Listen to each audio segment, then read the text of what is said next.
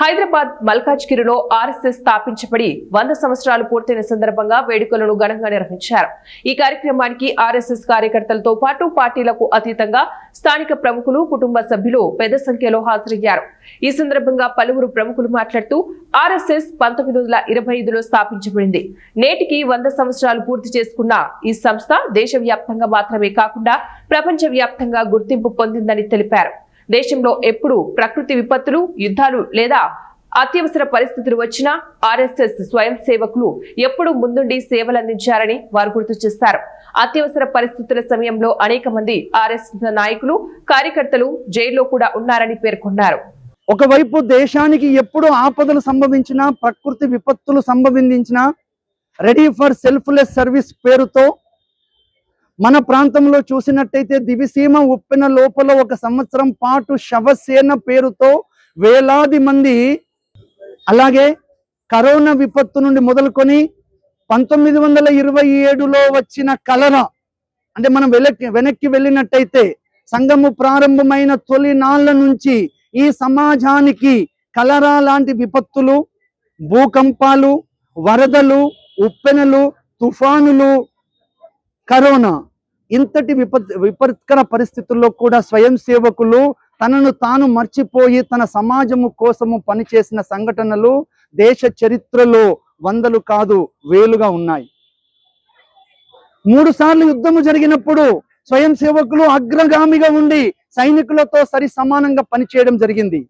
దానికి గుర్తింపుగా 1963 జనవరి 26వ తేదీ దేశ ప్రథమ ప్రధానమంత్రి స్వర్గీయ జవహర్లాల్ నెహ్రూ గారు స్వయం సేవకులతో సమానంగా స్వయం సేవకుల్ని కూడా దేశము గర్వించదగ్గ రిపబ్లిక్ డే పరేడ్ లో పాల్గొనమని అర్థించడం జరిగింది.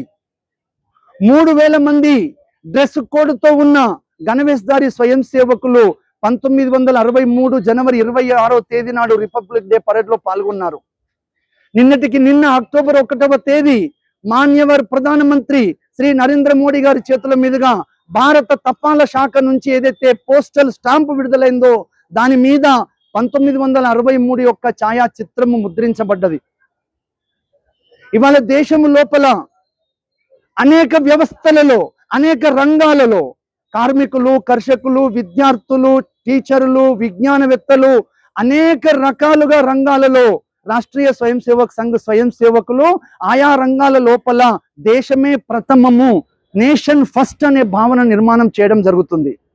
దేశం మాత్రమే కాదు, విదేశాలలో హిందువులు, భారతీయులు ఎక్కడెక్కడ ఉన్నారో 75 దేశాలకు పైగా హిందూ స్వయం సేవక్ సంఘ్తో మన భారతదేశము కోసము వాళ్ళలో కూడా దేశభక్తి, నేషన్ ఫస్ట్ అనే భావన నిర్మాణం చేయడానికి విదేశాల్లో కూడా సంఘము ప్రయత్నము చేస్తూ ఉన్నది. కాబట్టి ఈరోజు 100 సంవత్సరాల తర్వాత సంఘము యావత్తు భారత సమాజాన్ని కోరుకుంటుంది. మార్పు రావాలి, సమాజ పరివర్తన జరగాలి. 2047కి భారత్ శ్రేష్ఠ భారత్ కావాలి అన్నట్టయితే ప్రతి వ్యక్తి తను, తన కుటుంబము, తన సమాజము, సమాజ పరివర్తన ఒక 5 రకాల పరివర్తన చేయాలి అని చెప్పేసి కోరుతున్నది.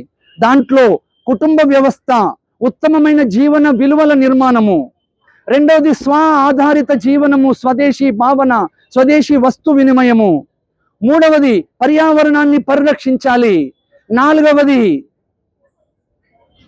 ఈ రాజ్యాంగం ఏర్పరచుకున్న విధులు ఏవైతే ఉన్నాయో హక్కులతో పాటు బాధ్యతలు కూడా ఉండాలి.